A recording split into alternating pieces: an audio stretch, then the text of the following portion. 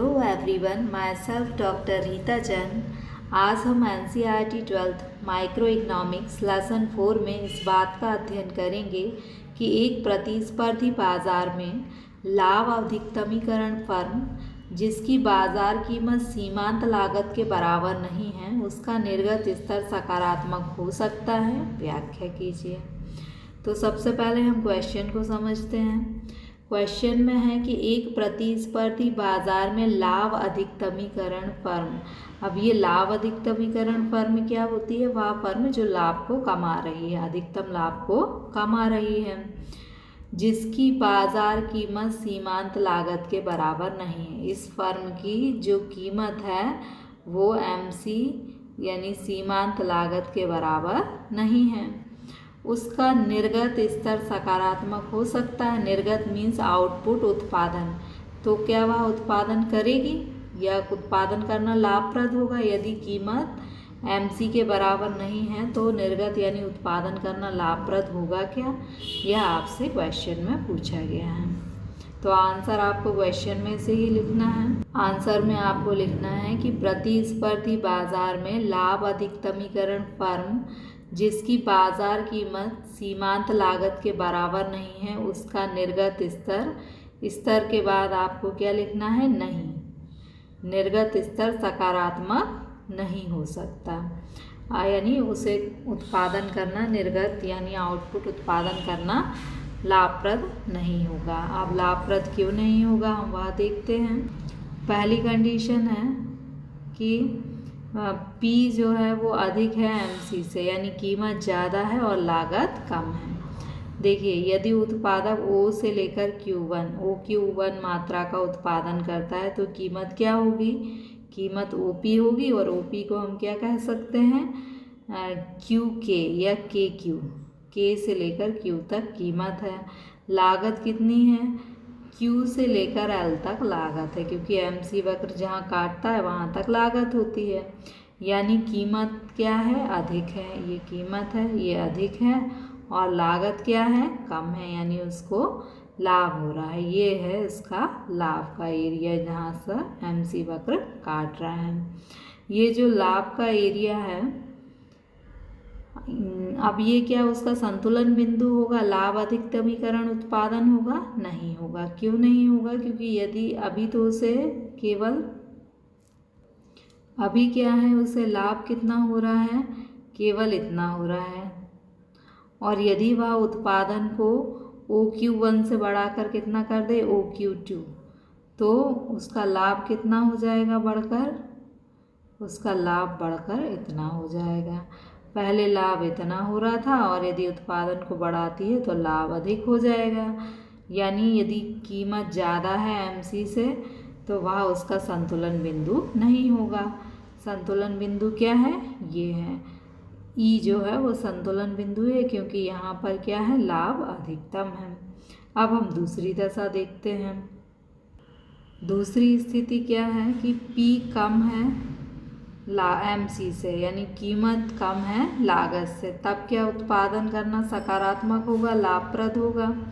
तो देखिए, ये वाली कंडीशन है जब P कम है MC से। यदि वह उत्पादन का स्तर O से लेकर Q3 तक रखता है तो फिर उसकी कीमत कितनी होगी? उसकी कीमत होगी, कीमत ये P है, यहीं तक कीमत OP कीमत होगी। OP को हम यहाँ क्या कहेंगे? HQ3। ये है उसकी कीमत। जबकि उसकी लागत कितनी है? जहाँ MC वक्र को काटेगा वहाँ लागत है, तो लागत कितनी है इस दशा में? Q3 से लेकर P तक है उसकी लागत, यानी लागत जो है वो अधिक है और जो है कीमत क्या है? कम है। तो आप समझ सकते हैं कि यदि आप लागत ज़्यादा लगाएंगे और कीमत कम होगी तो आपको क्या होगी? हानि होगी। तो यह हानि की स्थिति है, और ऐसी स्थिति में यदि उसे लाभ कमाना है तो उसे उत्पादन Q3 से कम करके कितना करना पड़ेगा? Q2। तो यह भी क्या है? उत्पादक के संतुलन की दशा नहीं है, या लाभ अधिकतमीकरण की बिंदु नहीं है, क्योंकि लाभ अधिकतमीकरण तो तब होगा जबकि वह लाभ अधिकतम कमाएगा। तो लाभ अधिकतमीकरण बिंदु क्या है? ये है E बिंदु जो है वो लाभ अधिकतमीकरण बिंदु, क्योंकि इस बिंदु पर उसका लाभ क्या है, अधिकतम है। चलिए हम शॉर्ट में रिवाइज कर लेते हैं। यदि वह Q1 उत्पादन करता है तो उसका अर्थ है कि कीमत ज़्यादा है किससे, लागत से। कीमत ज़्यादा है लागत से तो उसे लाभ कितना हो रहा है, इतना हो रहा है। ऐसी स्थिति में यदि वह उत्पादन को बढ़ाकर Q2 कर देता है तो उसका लाभ इतना और बढ़ जाएगा। तो Q1 उत्पादन जो है लाभ अधिकतमीकरण उत्पादन नहीं है। सेकंड सिचुएशन में हमने क्या देखा था कि यदि वो O से लेकर Q3 तक उत्पादन करता है तो उसकी कीमत कम है और लागत क्या है, ज़्यादा है। तो ऐसी स्थिति में वो क्या करेगा, उत्पादन को कम करके Q2 पर लाएगा, तब उसका लाभ होगा और लाभ अधिकतमीकरण बिंदु होगा। तो लाभ अधिकतमीकरण बिंदु क्या होगा, जहाँ पर P बराबर MC होगी। E बिंदु पर क्या है, P MC के बराबर है और यही क्या है, लाभ अधिकतमीकरण बिंदु है।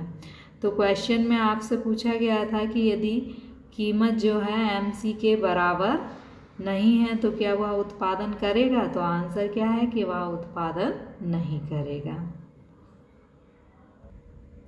Question number 8, can there be positive level of output that a profit maximising firm produce in the competitive market at which market price is not equal to marginal cost? Give an explanation. Means question में आपसे पूछा गया है कि कोई profit maximise firm है और वह कॉम्पिटिटिव मार्केट में काम कर रही है। यदि उसकी P जो है मार्केट प्राइस बराबर नहीं है किसके, MC यानी लागत के, तो क्या उसको जो उत्पादन है वो पॉजिटिव लेवल पर होगा, यानी वह उत्पादन करेगी या उत्पादन करना उसके लिए लाभप्रद होगा, यह आपको बताना है। आंसर है there can not be any positive level of output, means उत्पादन सकारात्मक नहीं होगा। यदि MC P के बराबर नहीं है तो पॉजिटिव उत्पाद लेवल ऑफ प्रोडक्शन नहीं होगा। That a firm at which price is not equal to MC, मतलब यदि फर्म की प्राइस MC के बराबर नहीं है तो क्या होगा, उत्पादन करना लाभप्रद नहीं होगा, पॉजिटिव लेवल ऑफ आउटपुट नहीं होगा। Let's evaluate the following two case where price is not equal to MC। हम दो केस देखते हैं जहाँ प्राइस MC के बराबर नहीं है।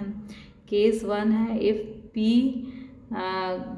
ग्रेटर देन MC, यदि P जो है अधिक है, प्राइस अधिक है किससे, MC कीमत से अधिक है। तो फर्स्ट कंडीशन में क्या है कि जो प्रोड्यूसर है वो O से लेकर Q1 तक उत्पादन करता है।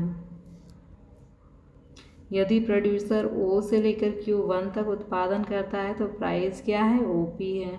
OP को हम क्या कह सकते हैं, KQ1, ये है उसकी प्राइस KQ1।